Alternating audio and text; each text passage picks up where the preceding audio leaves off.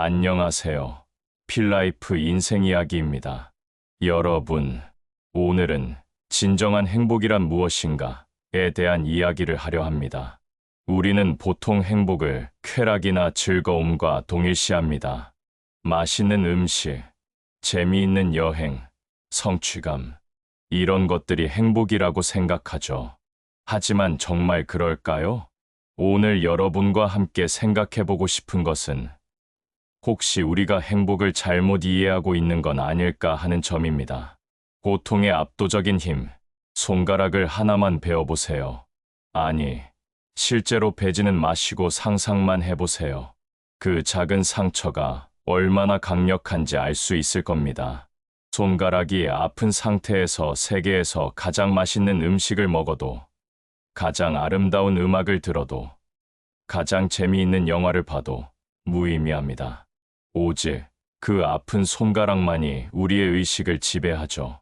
이것이 바로 고통의 특성입니다. 고통은 즉각적이고 압도적이며 가장 확실한 현실입니다. 반면 쾌락은 어떨까요? 쾌락은 금세 사라지고 습관이 되면 더 이상 특별하지도 않습니다. 생각해보세요. 여러분이 지금까지 경험한 가장 큰 기쁨과 가장 큰 고통 중 어느 것이 더 생생하게 기억나시나요? 대부분 고통일 겁니다. 왜냐하면 고통은 우리의 생존 본능과 직결되어 있기 때문입니다. 작은 실패가 모든 것을 삼키는 현실. 인생에서도 마찬가지 현상이 일어납니다. 99일은 순탄했는데 단 하루의 큰 실패가 그 모든 좋은 날들을 무색하게 만듭니다. 건강했던 수십 년이 갑작스러운 병 앞에서 무의미해집니다. 쌓아온 재산이 한 번의 실수로 날아가면 그 전까지의 풍요로웠던 시간들은 기억에서 사라집니다. 평화로웠던 수많은 날들이 단 한 번의 트라우마 앞에서 휘발됩니다. 이것은 우리 뇌의 구조 때문입니다. 진화적으로 생존의 위협이 되는 것들, 즉 고통과 위험에 더 민감하게 반응하도록 설계되어 있거든요. 네가티비티 바이어스 네게티비티 바이어스라고 하는 현상입니다. 심리학 연구에 따르면 부정적인 경험이 긍정적인 경험보다 5배 이상 강력한 영향을 미친다고 합니다. 칭찬 한 번보다 비판 한 번이 더 오래 기억에 남는 이유입니다. 그렇다면 우리는 이 현실을 어떻게 받아들여야 할까요? 인생은 즐기는 것이 아니라 버티는 것. 여기서 중요한 패러다임의 전환이 필요합니다. 인생을 즐기는 관점에서 버티는 관점으로 바꿔보는 것입니다. 이 말이 절망적으로 들릴 수 있지만 사실은 그 반대입니다. 현실을 정확히 인식할 때 우리는 비로소 효과적인 전략을 세울 수 있습니다. 쾌락을 쫓는 삶은 마치 신기루를 쫓는 것과 같습니다. 가까워질수록 멀어지고 잡을 수 없습니다. 설령 잠시 잡는다 해도 금세 만족하지 못하고 더 큰 자극을 찾게 됩니다.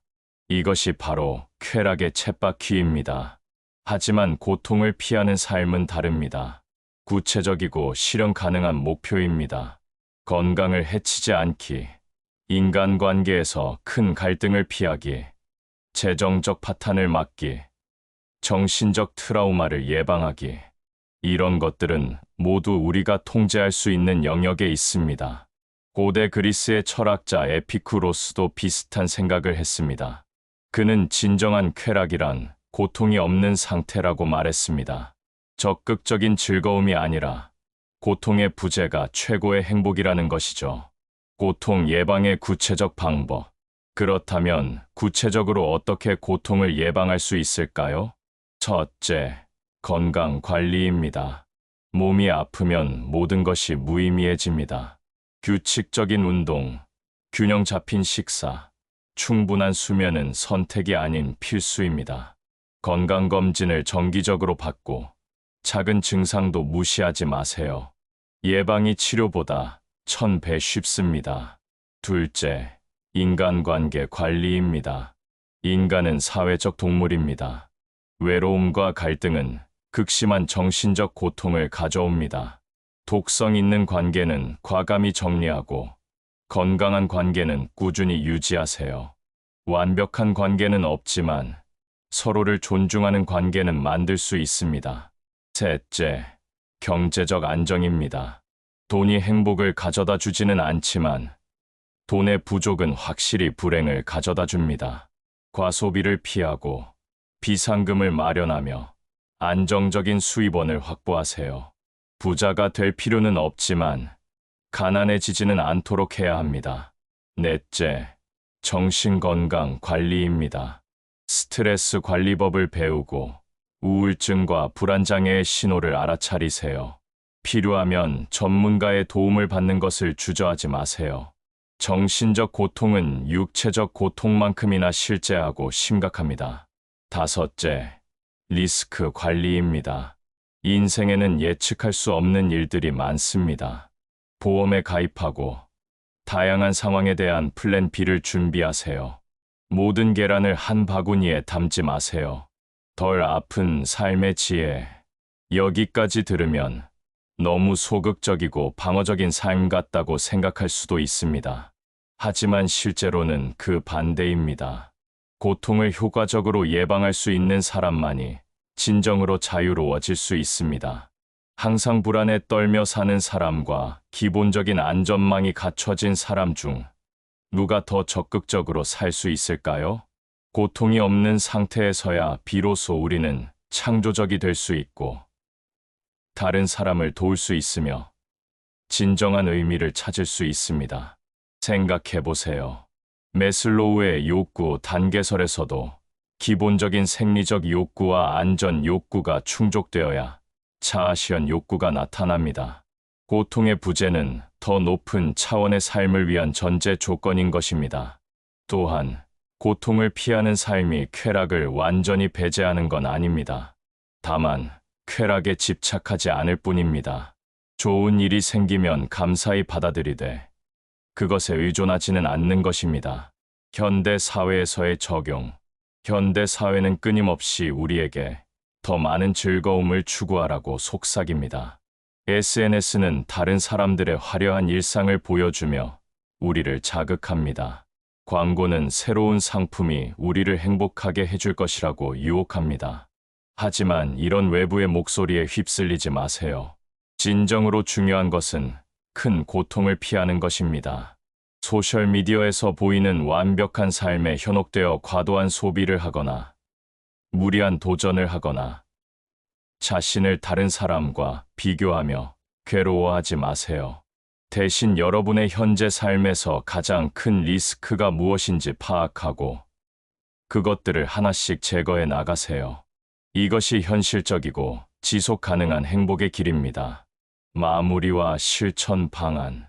오늘 이야기한 내용이 너무 보수적이고 소극적으로 느껴질 수도 있습니다. 하지만 이는 현실을 직시하는 성숙한 관점입니다. 인생의 목표를 최고의 쾌락에서 견딜 만한 고통으로 바꾸는 순간, 역설적으로 우리는 더 평온하고 만족스러운 삶을 살 수 있게 됩니다. 오늘부터 실천해 볼 수 있는 간단한 방법들을 제안드립니다. 매일 감사 일기를 써보세요. 특별히 좋은 일이 아니라 나쁘지 않은 일상에 감사하는 연습을 하세요. 건강검진 일정을 잡아보세요. 미뤄두었던 검사가 있다면 지금 예약하세요. 인간관계를 점검해보세요. 여러분을 지치게 하는 관계가 있다면 거리를 두는 것을 고려하세요. 비상금 계획을 세워보세요. 갑작스러운 경제적 어려움에 대비하세요. 스트레스 해소법을 찾아보세요. 명상, 산책, 독서 등 여러분에게 맞는 방법을 찾으세요. 기억하세요. 진짜 행복한 삶은 덜 아픈 삶입니다. 큰 고통만 피해도 여러분은 이미 많은 사람들보다 행복한 삶을 살고 있는 것입니다.